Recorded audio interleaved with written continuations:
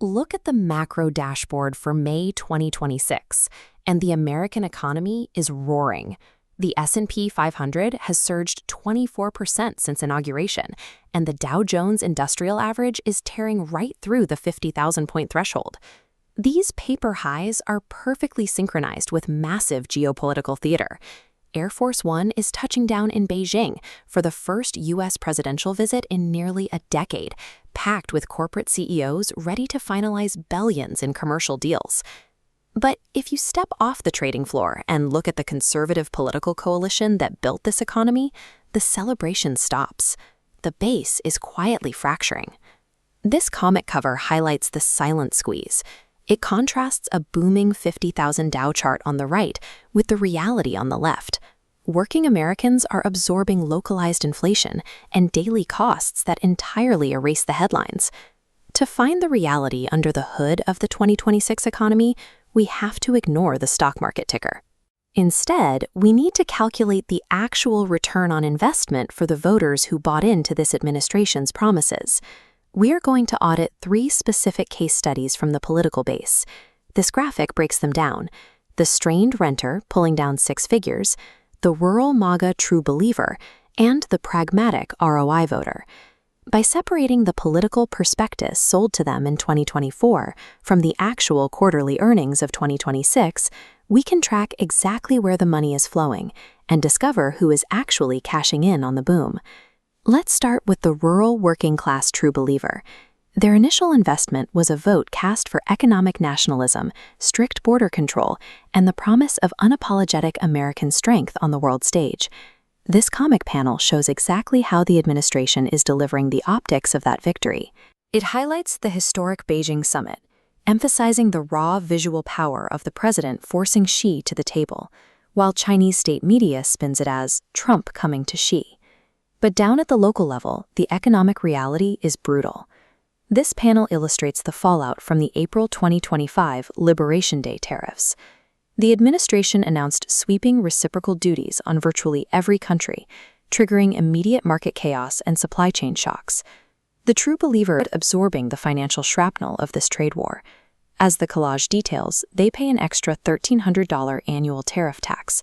They are getting hit with a 33% spike in auto repair costs, alongside soaring prices for gas, coffee, and groceries. Their deep loyalty provides the administration with political cover. Yet, when you run the numbers, the working-class base is the group personally funding the hidden fees required to project that global strength. Next up on our audit is the suburban professional. They assumed earning a $120,000 salary and holding a standard 401k during a stock market surge would guarantee security. Instead, they are treading water. In suburbs like Gilbert, Arizona, this voter is staring down $4.84 a gallon for gas, while luxury apartment rent inflates completely out of sync with their annual raises. This graphic shows the trap. The left side reveals S&P 500 gains safely locked behind a heavy vault door. On the right, immediate, inescapable costs, sky-high rent, gas, and tariff taxes, actively vacuum up their liquid cash month after month. This brings us to the most consequential metric of 2026, visualized on this scale. It weighs the $430,000 net worth of a homeowner against the $10,400 piggy bank of a renter. A 43-to-1 wealth gap between 2 people earning identical incomes. Because this suburban professional didn't buy property prior to 2022, their 6-figure salary is structurally powerless. They're participating in an economy engineered exclusively to reward people who already hold hard assets. Finally, we audit the high-information, pragmatic conservative. They treated their 2024 vote as a business transaction, expecting market stability, aggressive deregulation, and sharp negotiation. They look at the historic Beijing summit and see completely past the victory lap. To them, the negotiations taking place on the tarmac are a lopsided structural trade-off. This graphic reveals the hidden chess match. The U.S. is clearing NVIDIA chip sales to Chinese firms, allowing Beijing to close a strategic capability gap. In return, the U.S. gets agricultural buys, a trade truce extension, and superficial handshakes. This comic panel profiles the Titan architects on board Air Force One.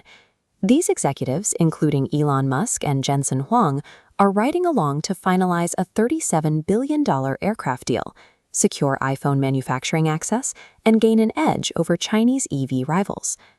The pragmatic voter realizes their transaction failed. They voted for a competitive free market, but the return on investment is missing because the system is actively funneling global concessions straight to a handful of corporate elites.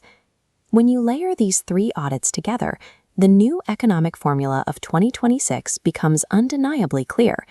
Traditional political alignment has been superseded by a more rigid economic sorting. The 2026 survival tiers staircase illustrates the current reality. Progress depends entirely on whether a voter already holds hard assets, specifically a home or a diversified portfolio. Down here at the bottom tiers, renters and fixed-income retirees are totally exposed to inflation. Moving up the stairs, we see Tier 1 and Tier 2 thriving. They are heavily buffered by massive home equity and private credit yields. This tiered system locks those without assets into eroding purchasing power, no matter how hard they work. This comic illustration delivers the final verdict. Up on the clear, elevated bridge, the wealthy are speeding ahead. Every policy generating headlines right now, from tariffs to AI deregulation, actively drives rapid asset appreciation for those who already have capital deployed.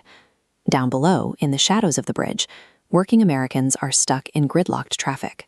They are the ones left to absorb the localized inflation and the passed-down costs of a global trade war.